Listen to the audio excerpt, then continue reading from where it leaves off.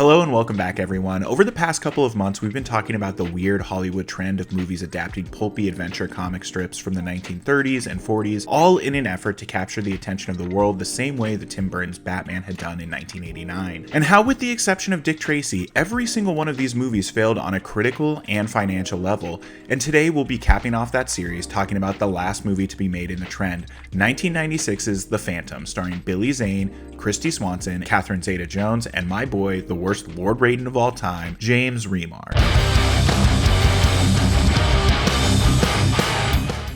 And like a lot of other millennials out there, I've got a little bit of a soft spot for this movie in my heart. Even though it was a pretty big flop and is kind of mid, this was a movie that would play on cable and HBO or Showtime every 6 months or so. So even though I didn't own this movie as a kid, it's one that I've seen a lot. Maybe not as much as like The Shadow or The Rocketeer, but I did see this movie a lot as a kid. If there's one thing that makes The Phantom stand out, I think it's the way it looks. Cinematographer David Burr did a fantastic job shooting this thing. It's so rich and vibrant and does a good job of immersing you into the environment. But even cinematography aside, this movie has some really incredible set pieces, and I just love seeing practical sets like this. And finally, this movie has some really incredible stunt work going on. Shout out to both the stunt team and Billy Zane, because they really went the extra mile here, and I think it shows. But before we dive too deep into The Phantom, let's just take a moment to talk about the history of the Phantom as a character and how this movie came to be. Created in 1936 by Lee Falk, The Phantom began life as a comic strip, and the concept for the character feels very 1930s adventure comic strip. It kind of feels like the exact midpoint between adventure heroes like Tarzan versus actual superheroes like Batman and Superman. And plans to adapt The Phantom initially kicked off in 1989, and I think we all know why. I'm Batman. Anyway, initially famed spaghetti western director Sergio Leone was attached to write and direct The Phantom, even going so far as to have written a script and scouted locations. And goddamn, what I would give to see that version of this movie. I just think Leone's sensibilities would have really suited this kind of pulpy adventure story, but sadly Leone would leave the project before passing away shortly thereafter. And then Joe Dante was brought in to direct, and he got so far as to finish a script with Jeffrey Boehm that Dante described as, "I developed the script with the late Jeff Boehm, who wrote Inner Space, as a kind of spoof. We were a few weeks away from shooting in Australia when the plug was pulled over the budget and the presence of a winged demon. A year or so later, it was put back into production, sans demon.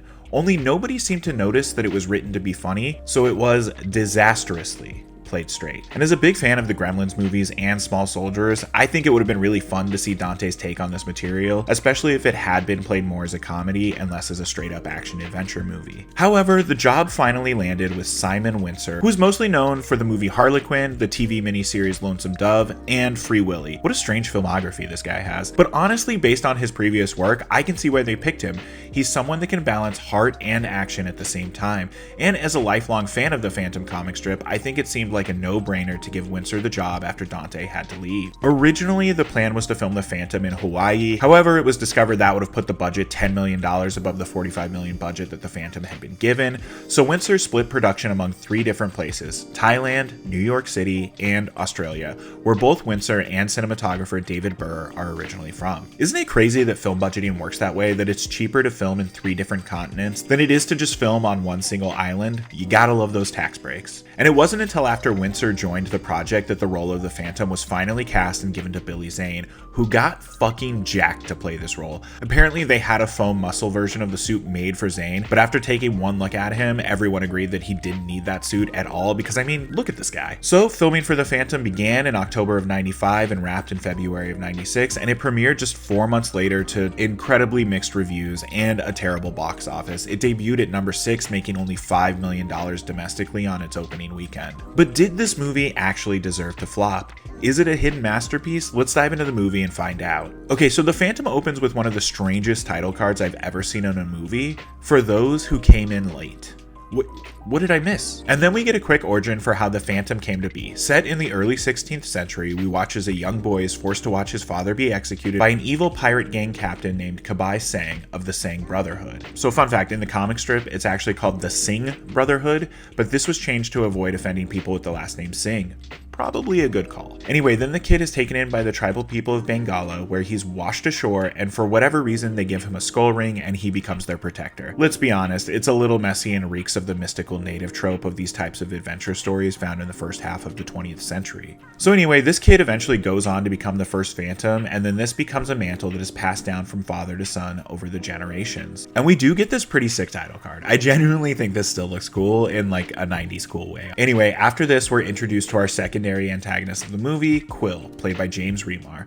And we get this pretty fun little sequence of him and his men and their guide, which is a young local boy that they've kidnapped, and you can tell immediately that they don't give a shit about this kid. He's just an extra body to them, and it lets us know that these are the bad guys, and I like that. Okay, so real quick, like I said earlier, this movie was written by Jeffrey Boehm, who also wrote Indiana Jones and the Last Crusade. I mentioned this because this raid sequence in the tomb where Quill and his men are looking for the first skull really reminds me of the opening of Last Crusade, where the bad guys are looking for the Cross of Coronado. And speaking of that Indiana Jones connection, it just hit me that our MacGuffins in this movie, the 3 skulls of Tuganda, are pretty similar to the Sankara stones from Temple of Doom, but obviously the Phantom comic strip predates Temple of Doom. I don't know, I just thought it was interesting. So anyway, then we get our first shot of Billy Zane in his Phantom costume, and guys, I'm sorry, but this is such a silly fucking costume, but I like how he's just sitting in his giant concrete throne. Is this what he does all day? And I know that's a little nitpicky, but you can't deny that it's funny. And I think this is one of those moments that Joe Dante was talking about, likely written to be a joke, but then played completely straight in the final movie. Then we get this pretty fun little action sequence, and I like how James Remar just keeps repeating over and over that he's already killed this guy once before. And again, this entire action sequence is shot fantastically,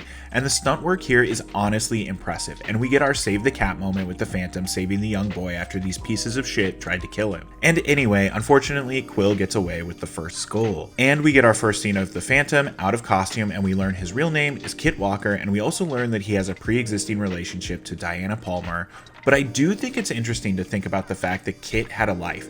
He went out into the world, he went to college, he formed relationships and friendships, all of which he had to just abandon to come back to Bengala to take over as the Phantom when his father was murdered, and that's pretty tragic. We then cut to New York and are introduced to Christy Swanson, aka Fake Buffy, as Diana Palmer, dressed in these generic adventure clothes so we know that she's adventurous right away, and her uncle, who owns the World Tribune newspaper, at a party being thrown at the Palmer Mansion. Fun fact, this is actually the Playboy Mansion. Apparently Hefner was a huge fan of the Phantom, and when production asked him if they could film his house, he jumped at the opportunity. So this is also where we're introduced to our main antagonist of the movie, Xander Drax. Great villain name, by the way. And we learn that Uncle Palmer is investigating him, and Drax vaguely threatens him, and it's kind of generic but fun. And just real quick, I don't think I've ever seen Treat Williams, who plays Drax, in anything else, even though he has a fuck ton of credits on IMDb. But he's so good at this role, he plays that really friendly but evil archetype incredibly well. He kind of reminds me of William H. Macy in just the slightest bit. Like, I like this guy, and I believe he likes everyone he meets right up until he murders them. It's a good vibe for a villain, especially in the context of this kind of story. So anyway, this is where the main plot of the movie really kicks into gear, because Diana's uncle has discovered that Drax has a connection to this mysterious spiderweb symbol that we already know belongs to the Sang Brotherhood, and he sends Diana to Bengala to investigate further because reasons. And this is where we meet Sala, played by Catherine Zeta-Jones. Just real quick, I still can't believe that Catherine Zeta-Jones is Welsh. I literally spent my entire life thinking she was Spanish because of the Mask of Zorro, but that's a story for a completely different video. Anyway, Sala leads an all-female band of air pirates, and they're hired to kidnap Diana for Drax, which they do, but only until the Phantom shows up to rescue Diana. And I like how obvious it is to Sala that he's in love with her, and this entire sequence is really fun and well done. And again, just shout out to the stunt team here. So the Phantom rescues Diana and sends her right back to New York, and follows her back as Kit Walker, making his first appearance in Western society in 6 years. And I love the scene he has with Al, the cab driver. Actually, every time Al is on screen, it makes me happy. Like, I really love his reaction when Kit comes back to the taxi, and he's had the stones that Kit gave him appraised and is all, "Yes, sir, whatever you need, sir." It's great. And anyway, then we get this really awkward scene in Uncle Palmer's office when Diana comes in and sees Kit, and this is where we truly learn that these two used to date in college and that she's kind of pissed at him. I mean, she's happy to see him and know he's alive and okay, but she's also still pretty pissed at him for disappearing like he did. I like how this dum-dum is the one that tells them where the second skull is. By pure coincidence, he remembers one jade skull he saw in a collection at a museum on his 14th birthday, but whatever. Kit and Diana head to the museum, and I like how Kit just kind of lets his Phantom nature take over here, and he smashes out the display and just snatches the skull. But Drax, Quill, Sala, and the rest of their goons show up and quickly snatch the skull from Kit. And then we get this scene where the skulls, when combined, begin to smoke, and then thank God the skulls could tell there was a map nearby sky because the skulls then shoot a laser at the map to reveal the location of the third skull. And I like how Kit sneaks away and puts on his Phantom outfit, and not a single one of the bad guys is like, where did that Kit guy go? And we get another fantastic action sequence and car chase, and I love the scene with Kit talking to his dad in the back of Al's taxi, and Al is confused but is also like, that ain't my problem. And I fucking love the idea that Kit is able to ride on the pontoon of this plane from New York all the way to the Devil's Vortex, and there's no way that that flight was like less than 12 hours, but hey, what are you gonna do? Like his dad said, it's the bottom of the ninth and you're 2 skulls behind. So once we arrive to the Devil's Vortex, we're introduced to the OG Sang Brotherhood that hides out in the sick cave and sinks and robs ships that get too close to them. And one thing that kind of jumps out at me as strange is that from this point forward, Sala is kind of siding with Kit and Diana. I think it's just because she realized that she was on the wrong side and that she and Diana were surrounded by a bunch of sketchy dudes and there wasn't much they could do about that other than stick together. But I really like Sala after the turn, actually. And here's where we meet our second Mortal Kombat alum, Kari Hiroyuki Tagawa, who's the lead of the Sang Brotherhood here. And I also like this one Sang Brotherhood member that's dressed up like Smee from the animated Peter Pan movie. And from here, we get the pretty standard third act negotiation scene. Drax shows up, says he wants the third skull. The pirates tell him that without the fourth skull, the 3 skulls are useless, which of course blows Drax's mind because this is the first we've heard about a fourth skull. But we learn the fourth skull controls the other 3 and blah, blah, blah. We all know where it goes from here. Big action sequence. Bad guy gets all 3 skulls and understands the massive power they hold. Unfortunately for him, he doesn't understand that the 4th skull just so happens to be the Phantom skull ring he's always wearing. So Drax gets blown up, and that's pretty much the end of our third act action set piece. We then get a fairly standard epilogue where the Phantom takes Diana into his lair and begins to tell her about the history of the Phantom, etc., but he still doesn't reveal that he's actually Kit under the mask. And as he takes Diana to meet Sala, she reveals that she figured out it was Kit under the mask a long time ago. He takes his mask off, they kiss, she flies home, and I just love how they shot him taking the mask off and how his eye makeup completely disappears. Apparently Zane found it too uncomfortable to have hair while in the Phantom suit, so they shot this scene at 2 separate times, once before Zane shaved his head and once after he shaved his head where he's in full costume. The movie does kind of tease out possible future adventures for the Phantom. I mean, it's easy to see how that might have looked. He and Diana may kiss at the end of this, but she also leaves the island, so that's really the main open thread, but still.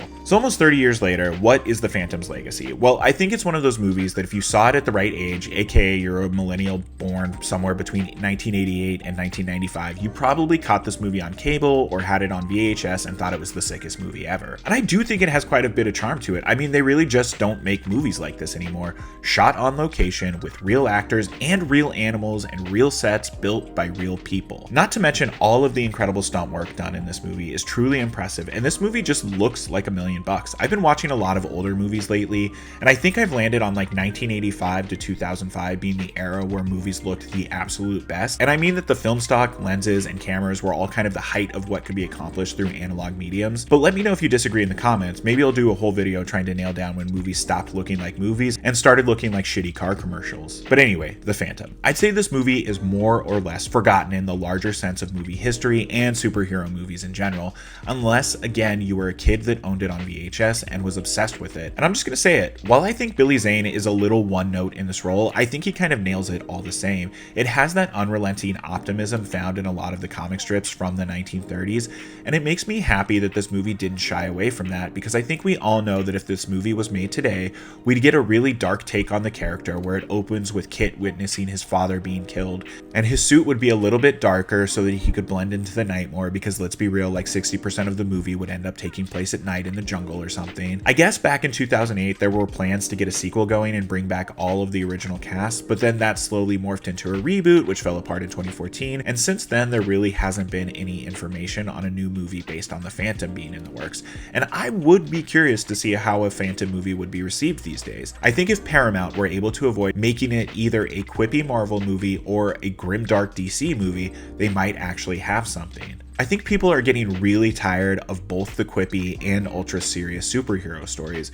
We've seen the superhero deconstructed enough. We get it. So if Paramount came out with a light, fun adventure movie based on the Phantom, I don't know, it might do kind of well. It's hard to say, especially with the industry in its current state of IP-driven movies either bombing or setting records at the box office. But let me know in the comments, do you guys think a reboot of the Phantom would do well? Is that something you'd like to see? Would you want to see Billy Zane come back? I know I would. This is Brandon from Born to Rant signing off, and if you made it this far into the video, thank you for watching. Please don't forget to like, subscribe, and turn on notifications. We release new videos covering all things nerd culture every Thursday morning at 7 a.m. Pacific time. Okay, bye-bye.